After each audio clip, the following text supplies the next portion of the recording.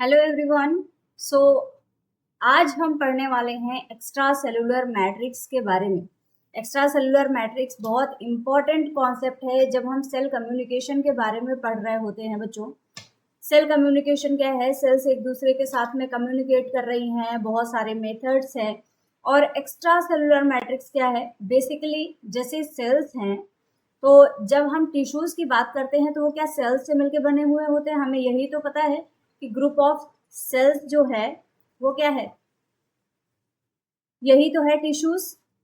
तो क्या सेल्स जो होती हैं सिर्फ और सिर्फ सेल्स से मिलकर बने हुए होते हैं अगर टिश्यूज उनका ग्रुप है? तो यही बच्चों मेन कॉन्सेप्ट आता है कि जो टिश्यूज होते हैं बेसिकली सिर्फ और सिर्फ सेल्स के बने हुए नहीं होते हैं, उनमें कुछ एडिशनल मैटर्स भी होते हैं, उनमें कुछ और नेटवर्क भी होते हैं, अलग अलग प्रकार के मैक्रो मॉलिक्यूल्स भी प्रेजेंट होते हैं जिनको कि हम बोलते हैं एक्स्ट्रा सेलुलर मटेरियल या एक्स्ट्रा सेलुलर मैट्रिक्स।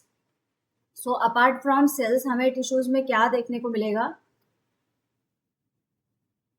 टिश्यूज में क्या होता है बच्चों? Tissues have extra cellular matrix. Extra cellular matrix क्या है? हम नेटवर्क ऑफ मैक्रो मॉलिक्यूल्स बोल सकते हैं जो कि यहाँ पर प्रेजेंट होता है। Network of macro molecules. अब जैसे किसी आप घर की बात करिए, घर कैसे बना हुआ होता है? हम बोलते हैं कि घर हमारा ईंटों से बना हुआ है, बहुत सारी ईंटें लगी हुई हैं।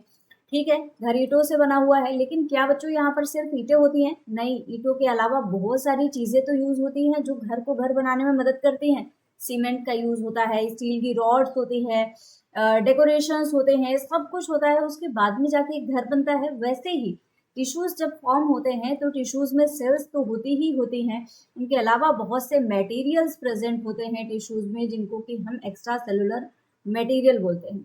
अच्छा, अब ये बताइए क्या ये जो लेयर है एक्स्ट्रा सेलुलर मटेरियल है या एक्स्ट्रा सेलुलर मैट्रिक्स है, ये सेल्स का बना हुआ है? बच्चों ये सेलुलर स्ट्रक्चर नहीं होता, ये ऐसा स्ट्रक्चर है जो कि नॉन सेलुलर है। बेसिकली सेल्स का बना हुआ नहीं है, सेल्स के आसपास में प्रेजेंट है, जो सेल्स को सराउंड करने का काम करता है। ये सराउंड करता है सेल्स को, सराउंड सेल्स।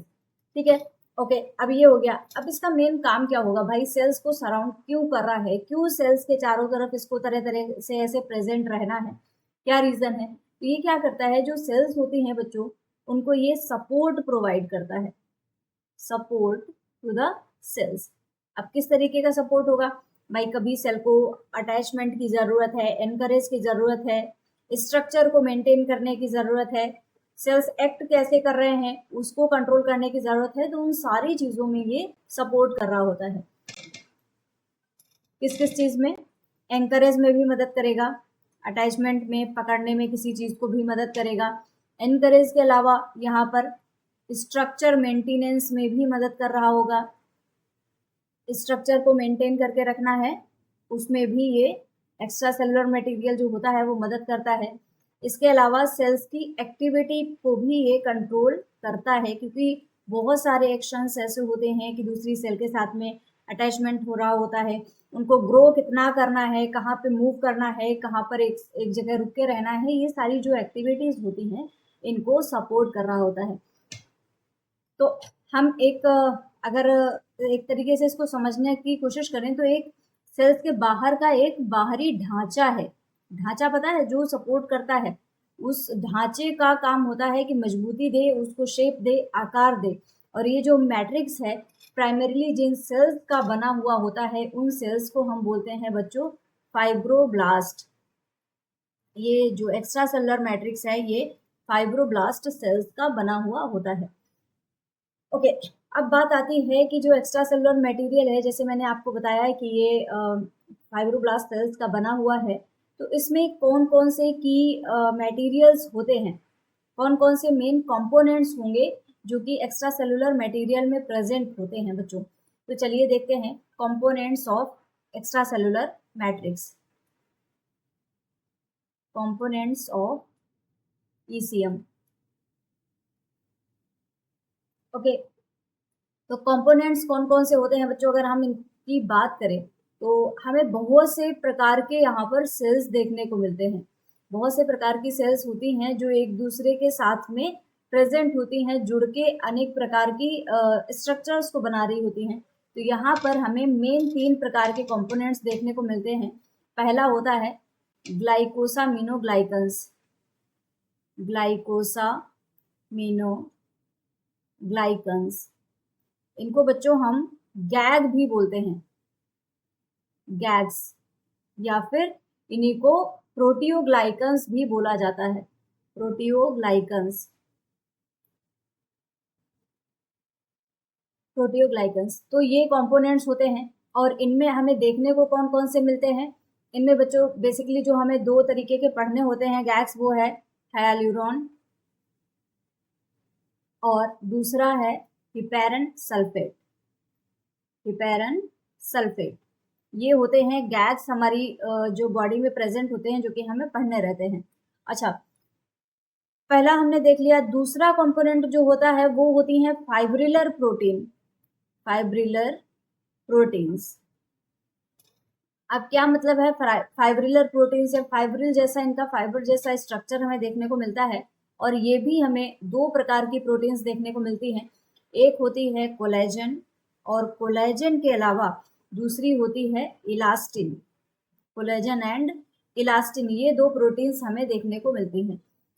थर्ड टाइप की अगर मैं बच्चों बात करूं फाइब्रिलर प्रोटीन्स के अलावा, तीसरा प्रकार कौन सा हमें सेल्स में देखने को मिलता है, तो यहाँ पर हमें देखने को मिलती हैं एडहेसिव ग्लाइकोप्रोटीन्स, एडहेसिव ग्लाइकोप्रोटीन्स। और यही वो कंपोनेंट्स हैं बेसिकली जो हमें पढ़ने हैं। एडहेसिव ग्लाइकोप्रोटीन्स में कौन कौन से आते हैं, तो यहाँ पर बच्चों फिर हमें 2 देखने को मिलते हैं, फाइब्रोनेक्टिन, फाइब्रोनेक्टिन और लैमिनिन।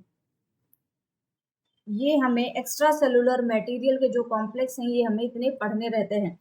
तो यहाँ पर हमें पहला कौन सा मिला, ग्लाइकोसामिनोग्लाइकन्स, दूसरा फाइब्रिलर प्रोटीन है और तीसरा है एडहेसिव ग्लाइकोप्रोटीन। ग्लाइकोसामिनोग्लाइकन्स में हमें 2 चीजें देखने को मिल रही है, हाइलुरोनॉन और हिपेरन सल्फेट। अगर सिंपली मैं इन दोनों की बात करूं कि इनका काम क्या होता है, तो बच्चों ये कंप्रेशन को रेजिस्ट करने का काम कर रहे होते हैं बॉडी में। रेजिस्ट, कंप्रेशन, इनके बारे में डिटेल में भी हम पढ़ेंगे, एक ओवरव्यू में बता देती हूँ। कंप्रेशन को रेजिस्टेंट करते हैं, मतलब ये एब्जॉर्बेंट की तरह काम करते हैं, बहुत अच्छे एब्जॉर्बेंट की तरह काम कर रहे होंगे, ताकि कोई भी कंप्रेशन आता है सेल्स पे, टिश्यूज को, उस चीज को ये कंट्रोल कर सके।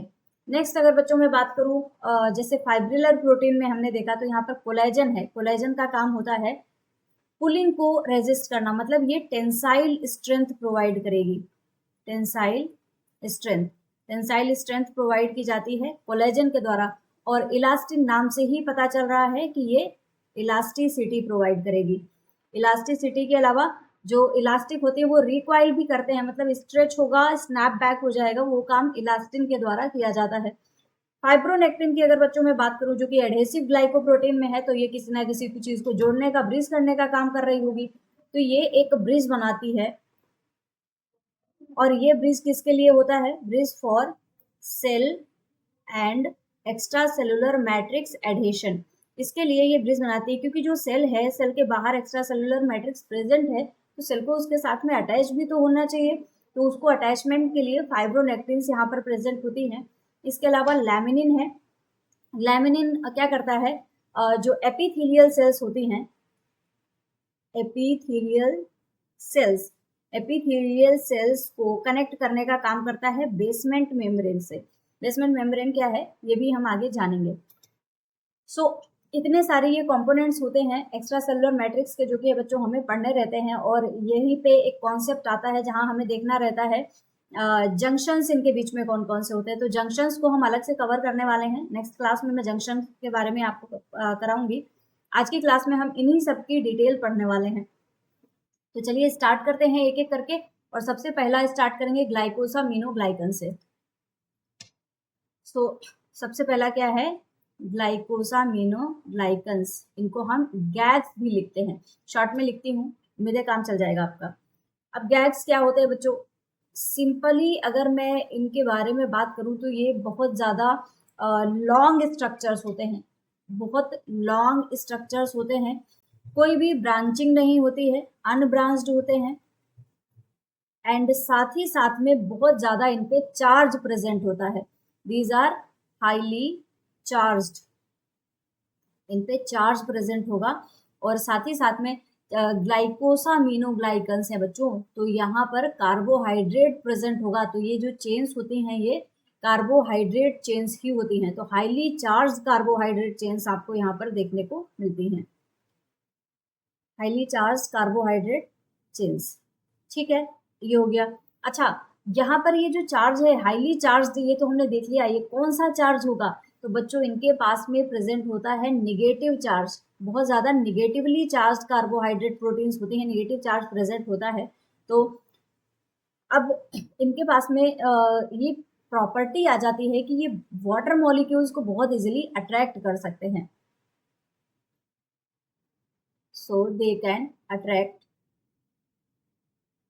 क्या अट्रैक्ट करेंगे? वाटर, वाटर को बहुत ज़्यादा अट्रैक्ट करते हैं क्योंकि इनके पास में निगेटिव चार्ज प्रेजेंट होता है। इसके अलावा बच्चों हम बात करें ग्लाइकोसामिनोग्लाइकन्स की, तो कभी कभी ये जुड़े होते हैं प्रोटीन से, तो उनको बोलते हैं हम प्रोटियोग्लाइकन्स।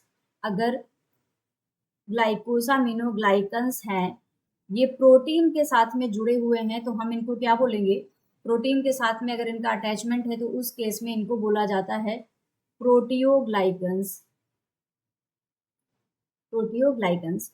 तो अगर मैं सिंपली समझाऊं तो ग्लाइकोसामिनोग्लाइकन्स को आप ऐसे समझ सकते हो कि ये बहुत ज़्यादा सुपर एब्जॉर्बेंट स्पॉन्जेस हैं। स्पॉन्जेस देखिए हैं आपने, इस तरीके का होता है, बहुत सारे पोर्स होते हैं ना उसमें, फिर जब भी आप इसको वाटर में अगर डिप कर दो तो ये बहुत सारे वाटर को एब्जॉर्ब कर लेता है। तो बिल्कुल वैसे ही ये ग्लाइकोसामिनोग्लाइकन्स होते हैं जो कि वाटर एब्जॉर्ब करने का काम करते हैं। वाटर एब्जॉर्बेंट कैसे हैं? क्योंकि ये निगेटिवली चार्ज्ड हैं और वाटर को अट्रैक्ट करने का काम करते हैं।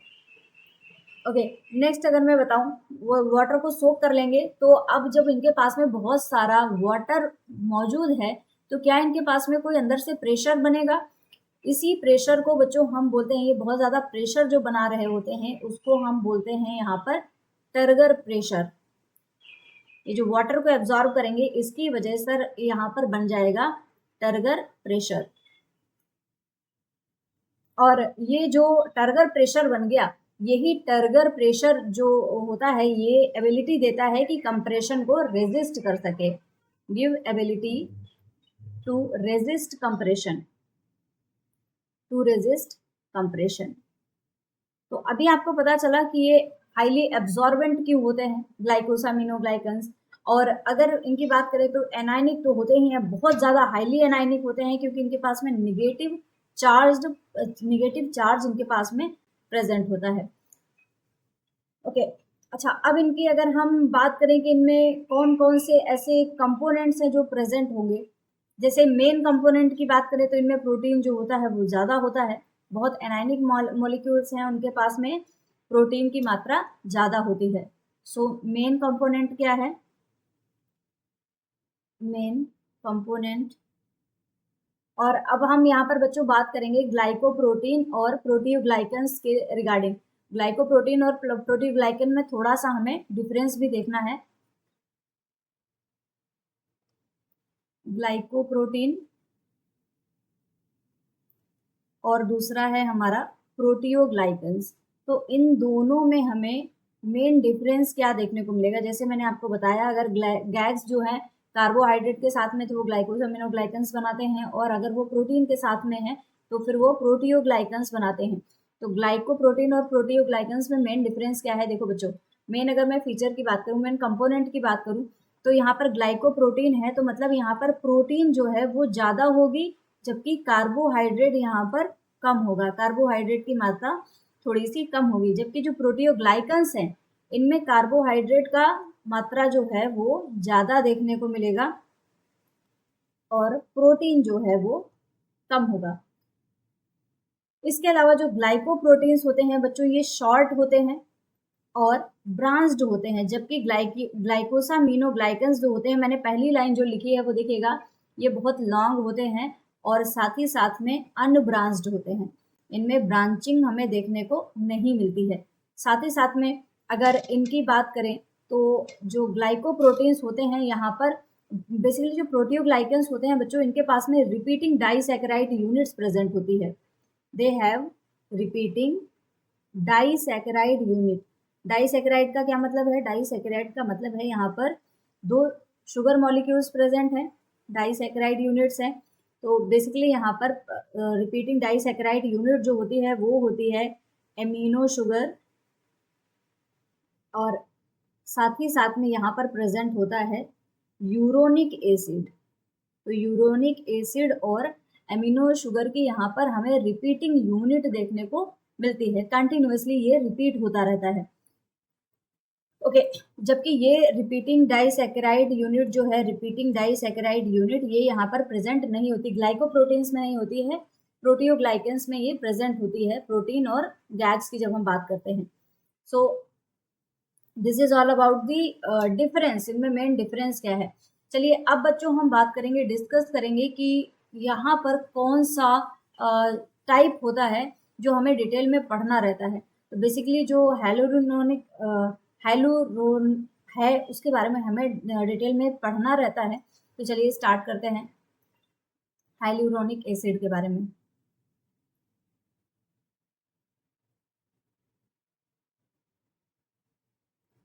ओके, तो ये एक प्रकार का ग्लाइकोसामिनोग्लाइकन है। अगर इसके बारे में बात करें, इसी को हम हाइलुरोनिक एसिड भी बोलते हैं, हाइलुरोनिक एसिड। और ये एक ऐसा ग्लाइकोसामिनोग्लाइकन है जो कि सबसे ज्यादा सिंपलेस्ट है। This is simplest gag, simplest glycosaminoglycan है ये। और यहाँ बेसिकली इसको हम टिपिकल ग्लाइकोसामिनोग्लाइकन भी बोलते हैं, क्योंकि यहाँ पर बच्चों हमें सल्फेट ग्रुप देखने को नहीं मिलता। बाकी जो मैक्सिमम है उनमें सल्फेट ग्रुप भी प्रेजेंट होता है। तो अगर इसको याद करना है तो हम ऑड वन आउट के आधार पे भी याद कर सकते हैं, क्योंकि इसके पास में कोई भी सल्फेट ग्रुप प्रेजेंट नहीं होता, नो सल्फेट ग्रुप। ठीक है, देखो इसको हम ऐसा मानते हैं कि एक टिपिकल ग्लाइकोसामिनोग्लाइकन नहीं है, क्योंकि इसके पास में शुगर ग्रुप प्रेजेंट, इसके पास में सल्फेट ग्रुप प्रेजेंट नहीं है। जबकि जो टिपिकल ग्लाइकोसामिनोग्लाइकन्स होते हैं उनमें sugar group sulphate group present होता है। सो दो सल्फेट ग्रुप है, इसीलिए this is not a typical glycosaminoglycan. Typical glycosaminoglycan ये नहीं है। अच्छा, इसकी जो डाइसैकेराइड यूनिट्स होती हैं बच्ची, सारे के सारे आइडेंटिकल होती हैं, और इसकी चेन लेंथ बहुत ज़्यादा होती है, और जनरली ये कोवेलेंटली किसी के साथ में भी अटैच नहीं होता है।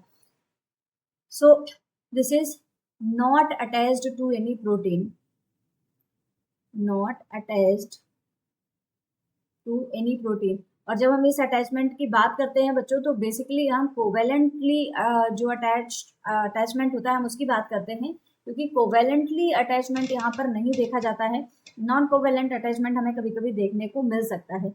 और जितने बाकी सारे होते हैं जो ग्लाइकोसामिनो ग्लाइकन्स, वो सारे के सारे कोवेलेंटली किसी ना किसी प्रोटीन से अटैच होते हैं। So this is only GAG जो कि अटैच नहीं है।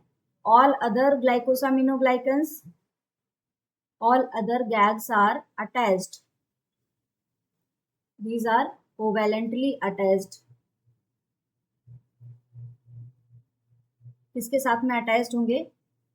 Covalently attached to protein. और प्रोटीन के साथ में जब अटैच होते हैं तो इनको बोला जाता है प्रोटियोग्लाइकन्स, प्रोटियोग्लाइकन्स। ओके, अगर हम इसका मेन फंक्शन देखें कि इसका मेन फंक्शन क्या है जो हाइलुरोनिक एसिड है, तो फंक्शन जब हम डिस्कस करते हैं बच्चों, तो मेन चीज़ आती है कि इसका काम होता है एम्ब्रियोनिक डेवलपमेंट के दौरान। तो ड्यूरिंग डेवलपमेंट क्या हो रहा होता है? ड्यूरिंग डेवलपमेंट, ये डेवलपमेंट के दौरान क्या करता है बच्चों? ये स्पेस फिलर की तरह काम करता है, एक्ट लाइक स्पेस फिलर, मतलब स्पेस को भरने का काम करेगा, स्पेस फिलर की तरह काम कर रहा होगा। तो ये इसका सबसे ज़्यादा इम्पोर्टेंट फंक्शन है। और साथ ही साथ में ये लुब्रिकेंट की तरह भी काम करता है, एक्ट एज लुब्रिकेंट, जैसे कि जो डोर होता है, दरवाजा होता है, दरवाजा किनारे से ऐसे अटैच होता है, तो यहाँ पर अगर ऑयल ना पड़ा हो तो ये क्या करता है, ची ची की आवाज निकालता है। तो यहाँ पर लुब्रिकेंट की तरह, जैसे यहाँ पर ऑयल डाल दो दरवाजा सही से बंद होने लगता है, वैसे ही ये काम कर रहा होता है ज्वाइंट फ्लूइड में, लुब्रिकेंट की तरह काम करता है। और इसको ब्रेक करने के लिए एक एंजाइम होता है हाइल्यूरोनिडेज, वो इसको ब्रेक डाउन भी कर सकता है। सो नेक्स्ट पॉइंट अगर हम इसके बारे में बात करेंगे, डिग्रेडेशन कैसे होगा, तो डिग्रेडेशन के लिए यहाँ पर जो एंजाइम होता है बच्चों, उसको बोला जाता है हाइल्यूरोनिडेज। इस एंजाइम की मदद से इसको इजिली डिग्रेड किया जा सकता है जब इसका कोई भी फंक्शन नहीं है। अच्छा, इसकी अगर हम बात करें तो ये वुंड हीलिंग के दौरान भी अच्छी खासी मात्रा में प्रेजेंट होता है। This is also produced during wound healing. जब वुंड हीलिंग हो रही होती है किसी भी घाव के भरने के दौरान भी ये अच्छी खासी मात्रा में प्रोड्यूस होता है। और साथ ही साथ में जो ज्वाइंट फ्लूइड है, यहाँ पर जैसे मैंने बताया लुब्रिकेंट के जो ज्वाइंट्स होते हैं, ज्वाइंट के फ्लूइड में भाई जो घुटने होते हैं आपके, देखो उसमें लुब्रिकेंट नहीं होगा तो फिर घुटने प्रॉपर काम नहीं करते हैं, तो इसलिए ये लुब्रिकेंट की तरह ज्वाइंट फ्लूइड की तरह भी काम कर रहा होता है। ओके, तो यहाँ पर बेसिकली ये तो हमने जान लिया है, इसके बारे में थोड़ी सी डिटेल हमने हाइल्यूरोनिक एसिड के बारे में जान ली है। इसके कुछ कुछ एग्जांपल्स की अगर हम बात करें, जो प्रोटियोग्लाइकन्स होते हैं वो बहुत ह्यूज हो सकते हैं। प्रोटियोग्लाइकन्स अगर बच्चों इनका एग्रीगेट हो, अगर एग्रीकान बने,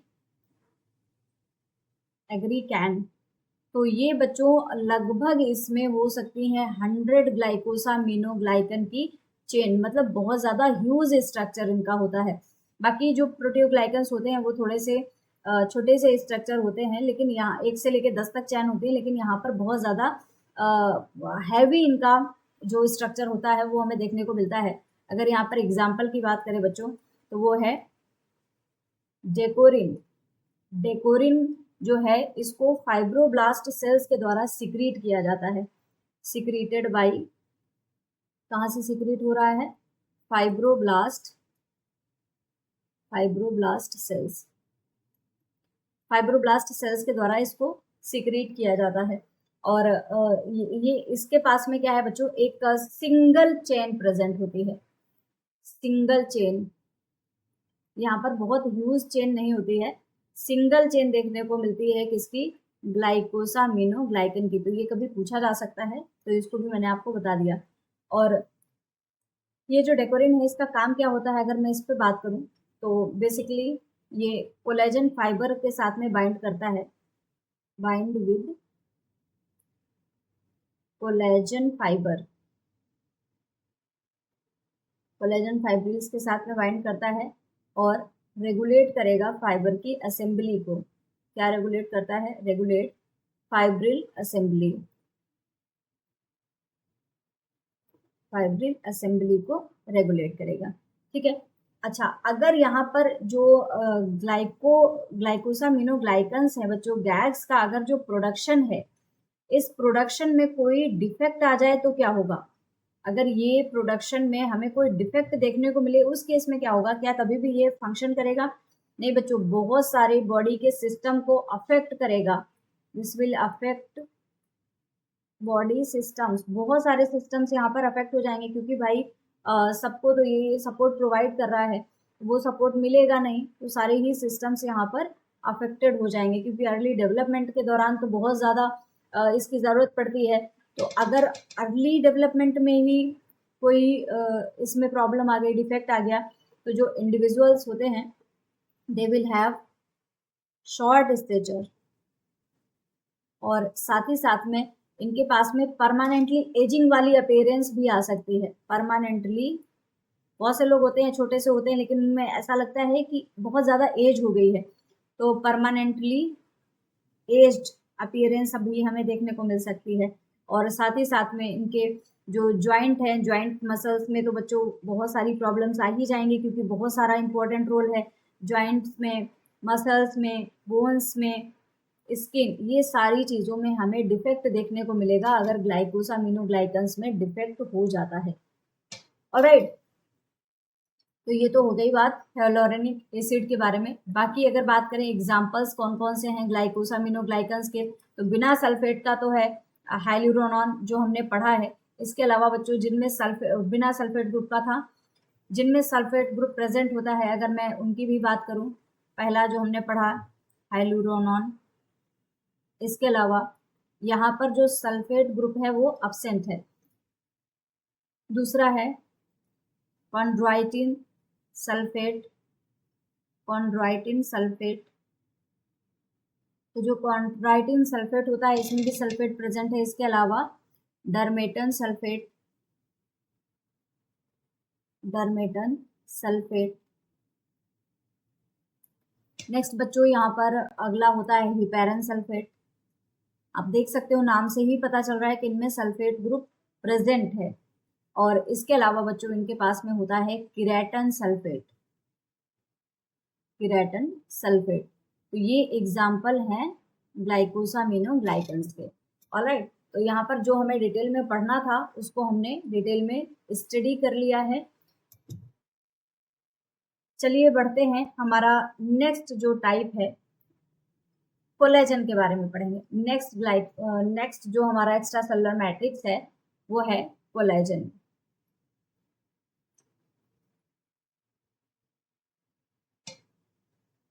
ऑलराइट, जानेंगे कोलेजन्स के बारे में। बहुत इंपॉर्टेंट प्रोटीन्स होती हैं बच्चों ये एक्चुअली।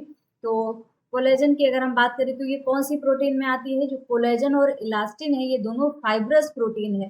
तो सबसे इम्पोर्टेंट चीज़ इसके बारे में है कि ये एक फाइब्रस प्रोटीन है, ये हमें याद रखना है। ये आप ऐसे समझो, ये एक जब आप घर बना रहे हो तो स्टील की रॉड डाल रहे होते हो उसमें, तो ये या जो सरिया डाल रहे होते हो वैसा ये सरिया की तरह है, मतलब उसको सपोर्ट करने का काम करेगा। तो ये फाइब्रस प्रोटीन्स है। और साथ ही साथ में बच्चों कोलेजन जो होती हैं ये सबसे ज़्यादा मात्रा में पाई जाती हैं। So these are most abundant proteins. Mammals की बात करेंगे, अगर मैमल्स की बात करेंगे तो मैमल्स में सबसे ज़्यादा ये कोलेजन ही प्रेजेंट होती है। और ये हम ये बोल सकते हैं कि जो हमारी बॉडी है, बॉडी की ये मेन स्ट्रक्चरल प्रोटीन है, मेन स्ट्रक्चरल प्रोटीन जो बॉडी को बनाने का सपोर्ट करने का काम करेगी वो ही है कोलेजन। ठीक है, अच्छा बच्चों साथ ही साथ में ये ऐसी प्रोटीन है जो स्टिफनेस और टेंसाइल स्ट्रेंथ प्रोवाइड करती है। इसका मेन काम अगर मैं बात करूं, स्ट्रक्चरल प्रोटीन है तो क्या क्या काम कर रही होगी? This provide stiffness and tensile strength. Tensile strength का मतलब होता है और जो पुलिंग होती है, कोई खींच रहा है तो उस एबिलिटी को उसको रेजिस्ट करना, तो ये टेंसाइल स्ट्रेंथ और स्टिफनेस को प्रोवाइड करेगी। ठीक है, अच्छा अगर इनकी बात करें तो इनको बहुत ज़्यादा इनका प्रोडक्शन कहाँ से होता है? तो बहुत ज़्यादा लार्ज क्वांटिटी में इनका सिक्रीशन होता है बच्चों। दे आर सिक्रीटेड बाई, कहाँ से सिक्रीट हो रहे हैं? Connective tissue cells. Connective tissue से ये बहुत ज़्यादा मात्रा में सिक्रीट होते हैं, कनेक्टिव टिश्यू सेल्स। ऑलराइट, ठीक है, तो कनेक्टिव टिश्यू सेल्स से सिक्रीट हो रहे हैं बहुत लार्ज क्वांटिटी में, और थोड़ी बहुत क्वांटिटी होती है जो बाकी सेल्स भी इनको सिक्रीट कर सकती हैं। अच्छा, ये जो हमारी स्किन है और बोन, स्किन और बोन का ये मेजर कंपोनेंट है। कोलेजन्स आर मेजर कंपोनेंट ऑफ, किसके मेजर कंपोनेंट हैं? Skin and bone, skin and bone, यहाँ पर सबसे ज्यादा मात्रा में हमें ये देखने को मिलेंगे। तो बच्चों क्या सिर्फ और सिर्फ ये स्किन और बोन में ही प्रेजेंट होंगे? तो ऐसा नहीं है। जो कोलेजन होते हैं बॉडी में और भी जगह पे प्रेजेंट होते हैं, क्योंकि ये जितना भी प्रोटीन है उसका 25% मास बना रहे होते हैं, लेकिन मैक्सिमम ये स्किन और बोन्स में हमें देखने को मिलते हैं। और अगर हम बात करें इनके स्ट्रक्चर की, तो स्ट्रक्चर तो बच्चों इनका ऐसा होता है कि ट्रिपल स्ट्रैंडेड इनका स्ट्रक्चर होता है। स्ट्रक्चर तो बच्चों इनमें जैसे आपने डीएनए का स्ट्रक्चर देखा डबल हेलिकल, वैसे ही इनका ट्रिपल हेलिकल स्ट्रक्चर होता है। कुछ इस तरीके से मैं 3 को अलग अलग कलर से बना देती हूँ। तो ये आपको 3 कलर दिख रहे हैं, ये ट्रिपल हेलिकल स्ट्रक्चर है किसका? कोलेजन का। So they have triple helical structure. तो आप ऐसे मान के चलो, ये जो हेलिक्स होते हैं बच्चों, ये जो चेन्स होती हैं, ये इंडिविजुअल चेन जो होती है वो होती है अल्फा चेन। तो यहाँ पर 3 अल्फा चेन प्रेजेंट होती है बेसिकली। आप ये समझ के चलो, आपने 3 रस्सी ले ली हैं और फिर उनको ट्विस्ट कर दिया एक दूसरे के साथ में, ऐसे करके रोप बना दी है बहुत तगड़ी वाली। कुछ उस तरीके से ही जो कोलेजन होती है इनका स्ट्रक्चर हमें देखने को मिलता है। और ये बहुत सुपर स्ट्रांग स्ट्रक्चर होता है, ट्रिपल स्ट्रैंडेड है। और इसीलिए ये जो सुपर रोप बन जाती है हमारी बच्चों, इसी को हम बोलते हैं कोलेजन। ओके, अच्छा अब यहाँ पर 3 कोलेजन की पॉलीपेप्टाइड चेन है जिनको कि हम अल्फा चेन बोलते हैं। वो एक दूसरे के चारों तरफ कॉइल हो जाती हैं, रोप जैसा स्ट्रक्चर बना लेती हैं। और कोलेजन के बारे में अगर हम बात करें बच्चों, सबसे ज्यादा इंपॉर्टेंट अगर बात कोई है तो वो है कि इनमें हमें 2 एमिनो एसिड्स बहुत ज्यादा देखने को मिलते हैं और उनका नाम है proline and glycine. Proline and glycine की मात्रा हमें सबसे ज्यादा देखने को मिलती है अगर हम कोलेजन को देख रहे होते हैं। और ये जो कोलेजन, जो प्रोलीन और ग्लाइसिन है बच्चों, ये जो ट्रिपल हेलिकल स्ट्रक्चर इनका बना है उसका ये बहुत इंपॉर्टेंट कंपोनेंट बनाते हैं। ओके, अच्छा बच्चों, जो ट्रिपल स्टैंडर्ड स्ट्रक्चर इन्होंने बनाया है इसमें जो ग्लाइसिन होता है ये 1/3 ऑफ अमीनो एसिड बनाता है। 1/3 ऑफ अमीनो एसिड जो है वो ग्लाइसिन प्रेजेंट होते हैं, बाकी यहाँ पर प्रोलीन देखने को मिलते हैं। साथ ही साथ में यहाँ पर एक बहुत इंपॉर्टेंट हमें स्ट्रक्चर देखने को मिलता है। अगर हम इनकी बायोसिंथेसिस की बात करें बच्चों, स्ट्रक्चर का फॉर्मेशन कैसे हो रहा होता है। So let's see biosynthesis of collagen.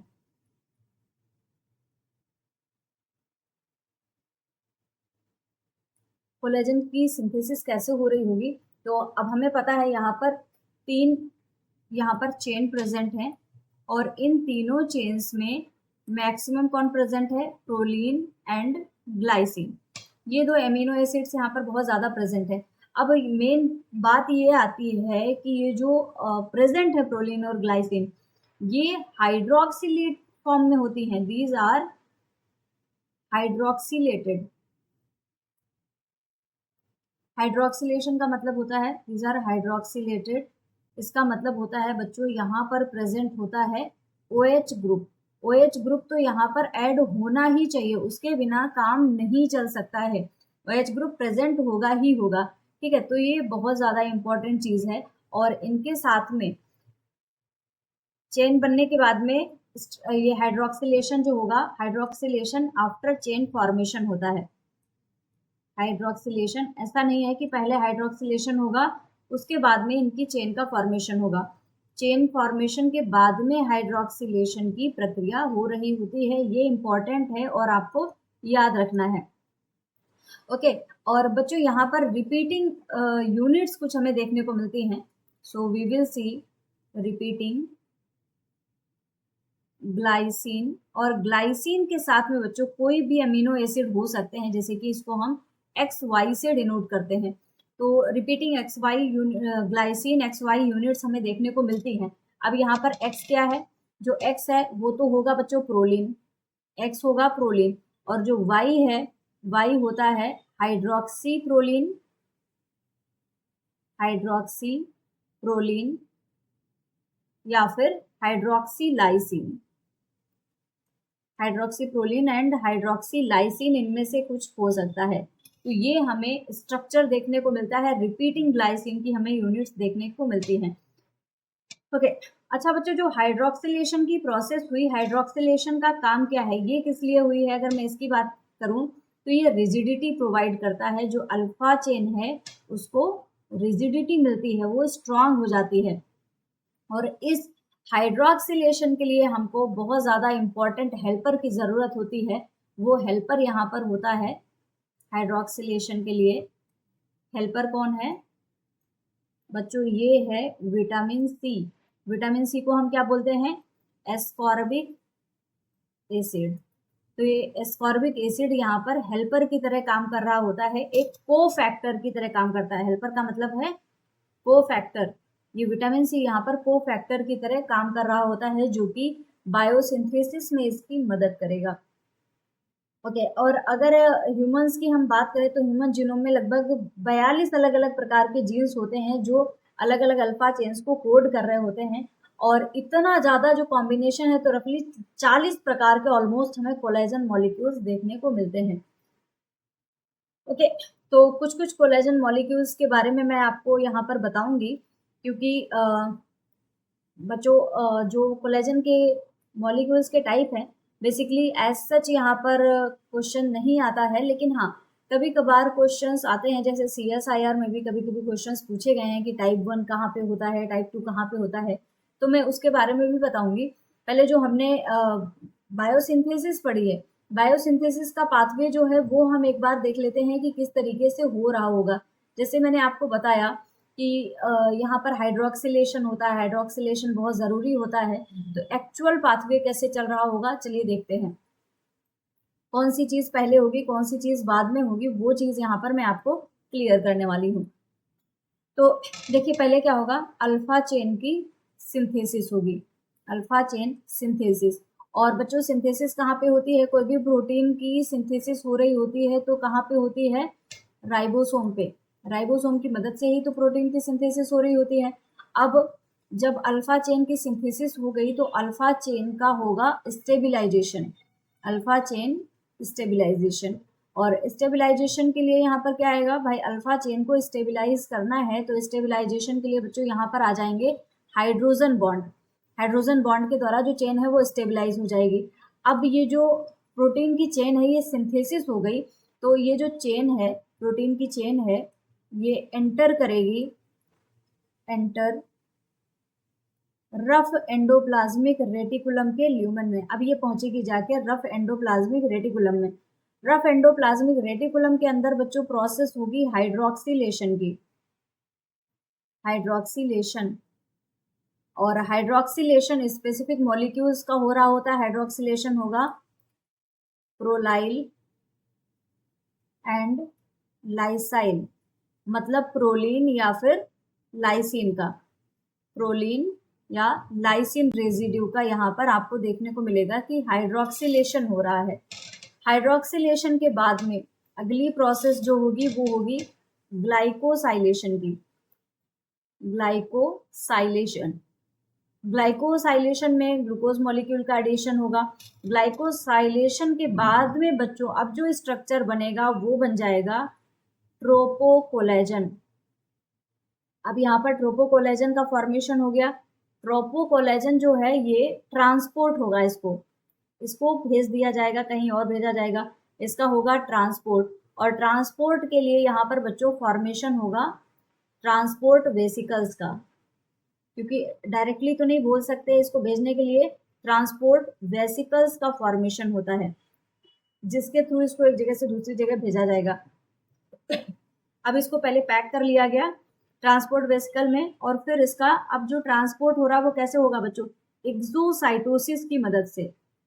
मतलब जो ट्रांसपोर्ट वेसिकल्स हैं इनकी हो जाएगी एक्सोसाइटोसिस, मतलब अपने कंटेंट को ये बाहर की तरफ फेंक देंगी।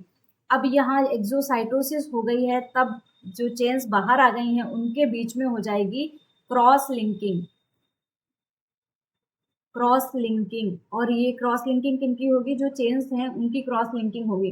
क्रॉस लिंकिंग के लिए बच्चों यहाँ पर ये किसकी हो रही होगी, ट्रोपोकोलेजन की, क्रॉस लिंकिंग ऑफ ट्रोपोकोलेजन।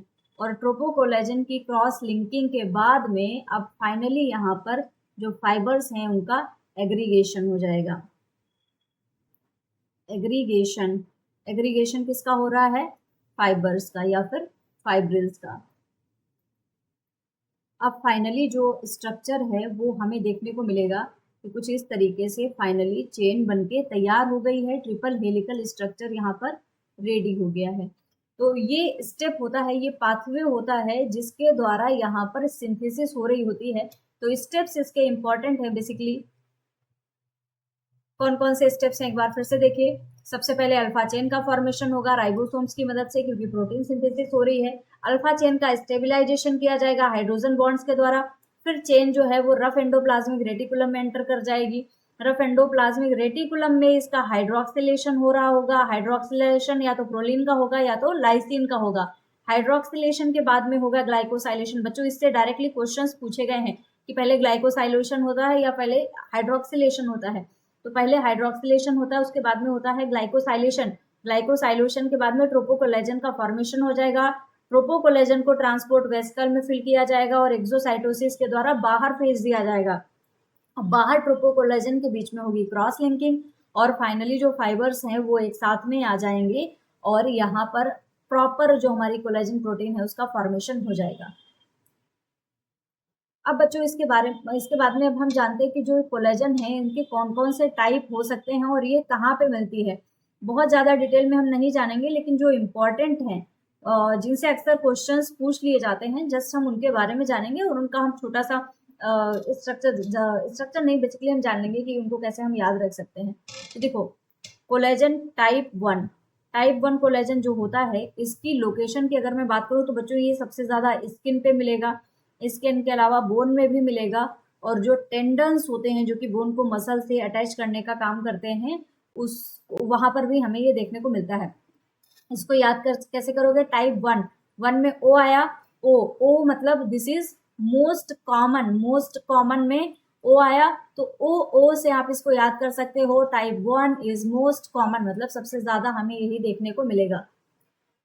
नेक्स्ट अगर हम बात करें टाइप 2 कोलेजन, तो जो टाइप 2 होता है बच्चों ये हमें देखने को मिलता है कार्टिलेज में टाइप 2 कोलेजन प्रेजेंट होता है।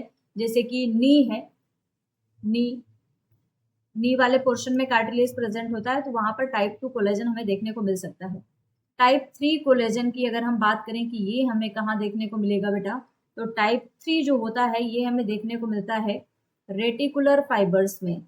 और रेटिकुलर फाइबर्स क्या है, रेटिकुलर फाइबर्स से हमारा मतलब होता है बच्चों जो स्प्लीन है, स्प्लीन के अलावा लीवर एंड लंग्स, इन जगहों पर हमें देखने को मिलता है टाइप 3। तो इसको कैसे याद करोगे, 3 रेटिकुलर, 3 में आर आया, रेटिकुलर में आर आया, इसको आप मैच करके सीख सकते हो। रेटिकुलर फाइबर्स में हमें देखने को मिलेगा। नेक्स्ट आता है टाइप 4 कोलेजन।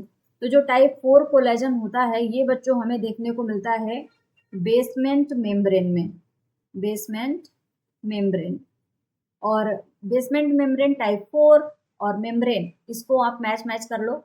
फिर आता है टाइप 4 के बाद में टाइप 7। टाइप 7 जो होता है ये बेसमेंट मेम्ब्रेन को एक्स्ट्रा सेलुलर मैट्रिक्स से अटैच करने में मदद करता है। तो टाइप 7 है, टाइप 7 मतलब स्विंग में यूज होता है, सिलाई करने के लिए यूज होता है। तो ये अटैच करने का, एंकर करने का काम करेगा। कुछ इस तरीके से इनके टाइप्स को आप याद कर सकते हो। अच्छा बेसिकली अगर हम बच्चों बात करें तो यहाँ पर एक और चीज हमें इंपॉर्टेंट देखने को मिल जाती है, बेसमेंट मेम्ब्रेन।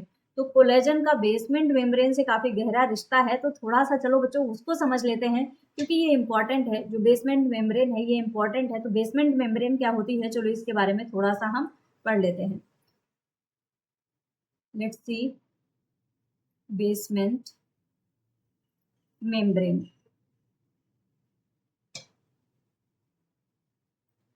चलिए देखते हैं क्या है बेसमेंट मेम्ब्रेन।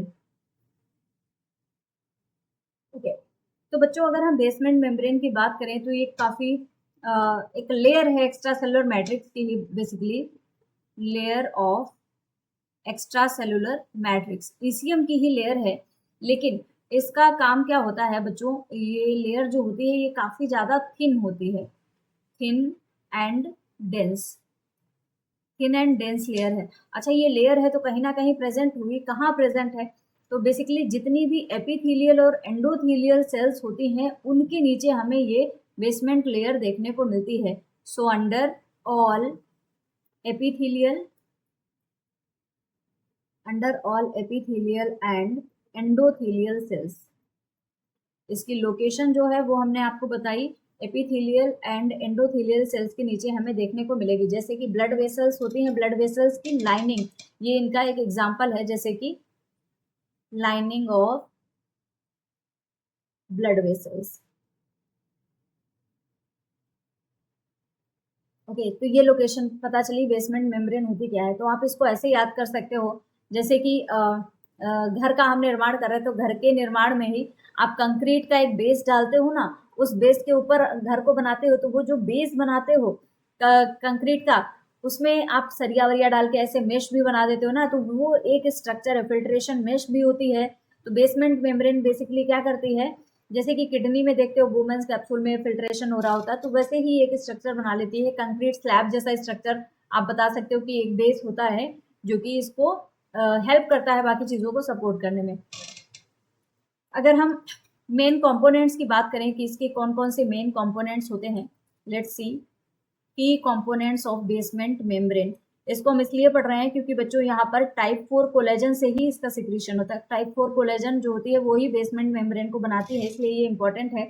तो बेसिकली यहाँ पर मेन 4 मॉलिक्यूल्स होते हैं, 4 मॉलिक्यूल्स ऐसे होते हैं जो कि इसकी सिंथेसिस में, इसके फॉर्मेशन में मदद कर रहे होते हैं। सबसे पहला है टाइप 4 कोलेजन, जो कि अभी मैंने आपको बताया भी था कोलेजन के टाइप्स में कि जो टाइप 4 कोलेजन होता है ये मदद करता है।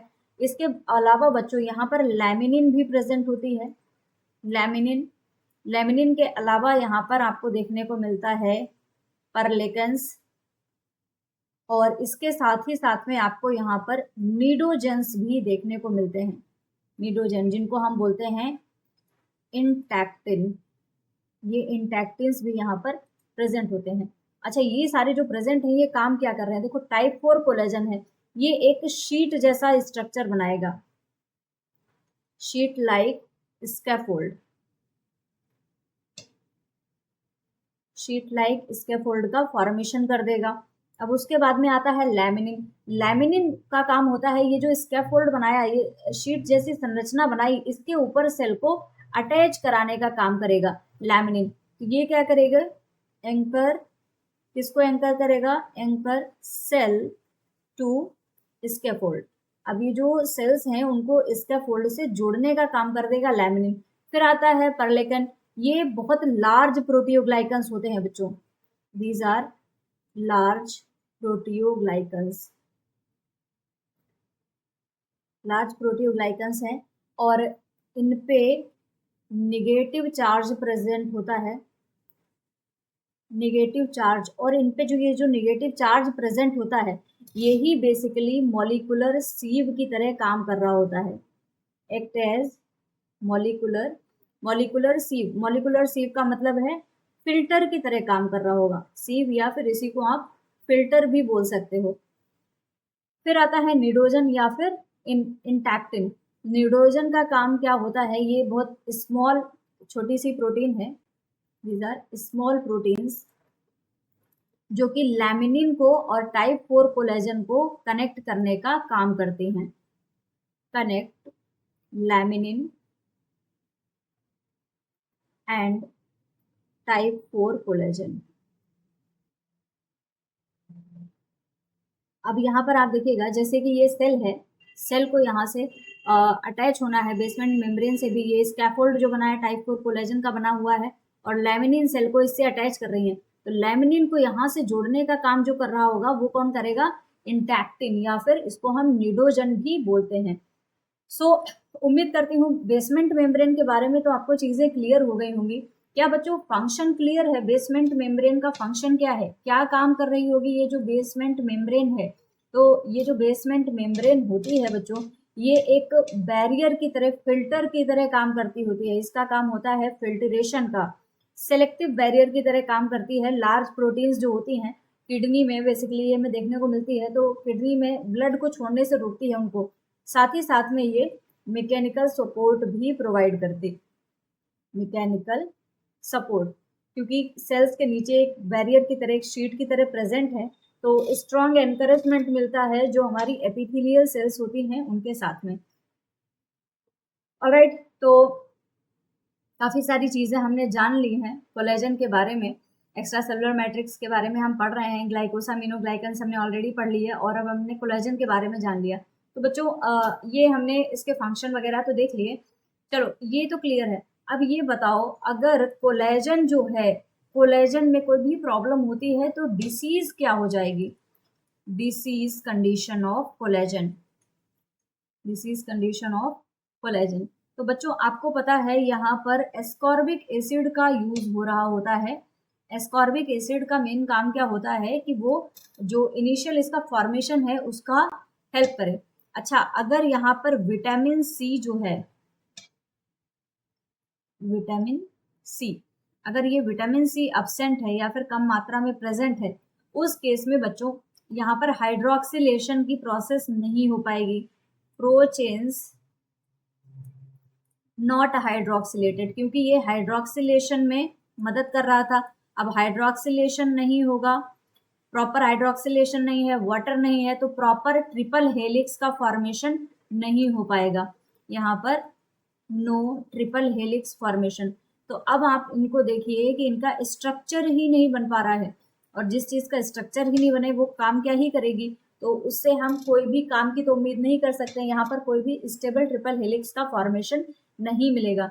तो उस केस में यहाँ पर बहुत सारे ड्रॉबैक्स इसके देखने को मिलते हैं, जैसे जो टिश्यूज हैं दे लॉस स्ट्रक्चरल सपोर्ट, अब उनको स्ट्रक्चरल सपोर्ट नहीं मिल पाएगा। इसके अलावा बच्चों जो ब्लड वेसल्स होती हैं, टेंडन्स हैं, स्किन है, ये सब फ्रेजाइल हो जाएंगे। Bone, tendon, blood vessels, fragile का मतलब इजिली ब्रेकेबल हो जाएंगे, ये सारे हो जाएंगे फ्रेजाइल। ये इफेक्ट हमें देखने को मिलेंगे अगर हमें यहाँ देखने को मिलता है कि विटामिन सी एब्सेंट है। साथ ही साथ में मसूड़े से खून आना जो होता है ना, वो भी यहाँ पर हमें देखने को मिलेगा। ब्लीडिंग गम्स जिनको हम बोलते हैं, ब्लीडिंग गम्स, ये भी हमें कोलेजन का प्रॉपर फॉर्मेशन ना होने की वजह से देखने को मिल सकता है। ये क्लासिक साइन है कि कोलेजन में कोई भी प्रॉब्लम आ गई है। तो बेसिकली ये डिसीज होते हैं। इसके अलावा बच्चों एक और कंडीशन होती है, अगर मैं बताऊं, अगर यहाँ पर म्यूटेशन का केस हो, म्यूटेशन हो गया है लाइसिल हाइड्रोक्सिलेज जीन में, तो इसकी वजह से बच्चों एक यहाँ पर हमें सिंड्रोम देखने को मिलता है जिसको हम बोलते हैं ब्रूक सिंड्रोम।